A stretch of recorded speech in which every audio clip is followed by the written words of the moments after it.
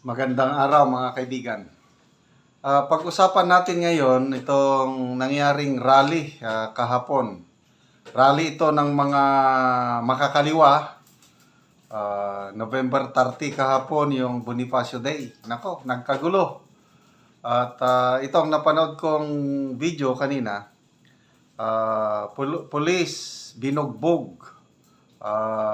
Hindi na nire-respeto ng mga rallyista. Ito, yung in-screenshot ko lang muna, kita ko yung video mamaya. Kailangan yung pulis, ito, uniforme ng blue, kawawa, dinumog ng mga rallyista. Kawawa. Oh. So, tignan natin na yung to. Yan na, yung kaguluhan. Kawawang mga pulis natin.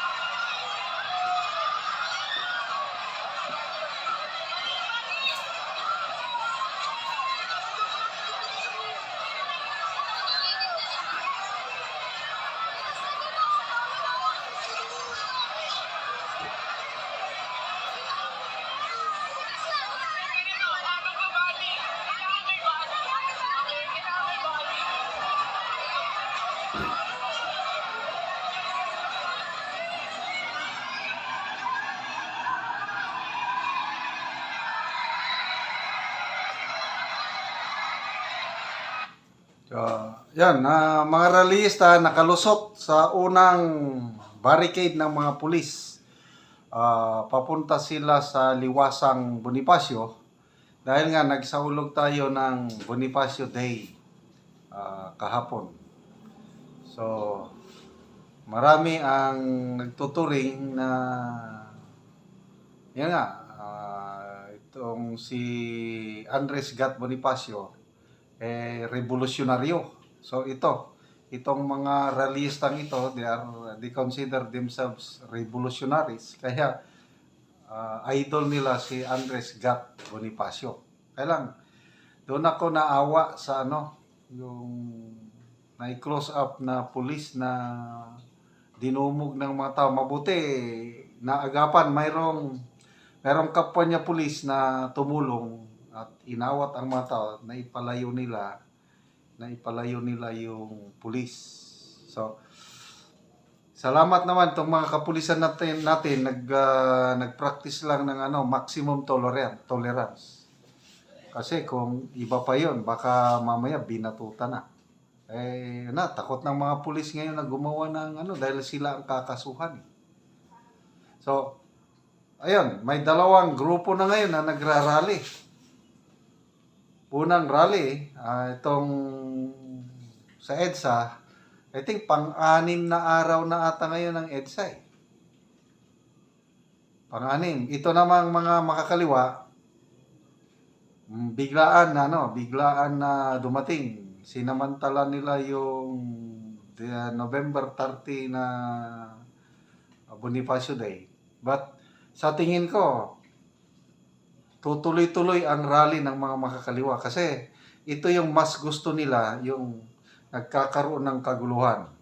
May kaguluhan na nagsusulong itong mga DDS, Duterte, nananawagan na resign Marcos. Ito namang mga kaliwa, mulat sa poll, yun na yung panawagan nila. Kahit sinong presidente, nananawagan yan na mag-resign. Hanggang sila na ang gustong mamuno. Ilang taon na. Malapit na pala, 56 years anniversary na ang mga makakaliwa.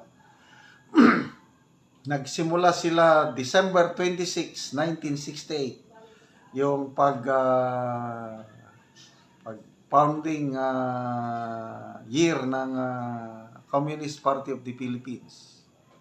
December 26, 1968. Kaya nga, tama, 56 years. Ang tagal, ano?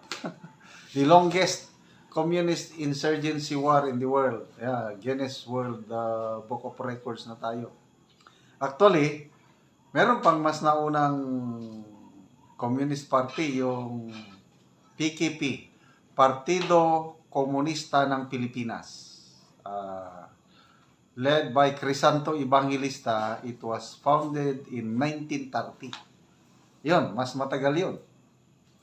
So, wala pang World War II, meron ng Communist Party sa Pilipinas, yun na, Partido Komunista ng Pilipinas. Then, later on, itong si Joma Sison, nasa UP siya, naging member siya ng Partido Komunista ng Pilipinas, kaya lang parang na-disgruntled siya, naghiwalay, nag-break away. Kaya nag-form siya ng Communist Party of the Philippines noong 1968. Yan po ang history ng makakaliwang grupo sa Pilipinas. So, a few months, noong March 29, 1969, few months nga, December na natukod, nandyan na yung CPP, December, January, February, March. After 3 months, March 29, 1969, inorganize ni Joma Sison ang New People's Army. Then later on, noong 1972, inorganize niya ang National Democratic Front. Kaya nandyan, CPP, NPA, NDF. Ilan ba ang komunistang grupo? 3 o isa lang? Isa lang. Parang isang warrior yan. Yung CPP, yan ang utak. Siya ang nagmamando. Ang NPA, yun ang sword. Yun ang pambira nila. Espada. Strike. Yung NDF naman, kalasag. Yun ang tigdepensa. Kaya, mayroon silang legal struggle through NDF, political or legal struggle. Kaya may mga makabayan black, merong armed struggle. So, sa pamamagitan ng armas, dahas, violence, gusto nilang agawin ang demokrasyang gobyerno ng Pilipinas. So far, after 56 years, nandiyan pa rin tayo. Salamat tayo kay PRRD. Dahil panahon niya, sinimulan niya yung NTF-ELCA. Ngayon, malapit ng matiwas o matapos itong problema. In fairness, ang Marcos administration, ito yung isang continuity na maganda. Ang nasimulan ng Duterte administration sa pakikipaglaban sa mga makakaliwa, tuloy-tuloy ngayon, kaya halos sa mga kabukiran, kanayunan, wala nang masyadong gulo na nagagawa ng NPA. Diyan na lang sa mga sentro, yung white area, kaya nagkakaroon ng ganyang mga rally. Again, salamat sa maximum tolerance ng ating kapulisan. Kawawa lang yung nabugbog. Sana hindi na ito maulit pa.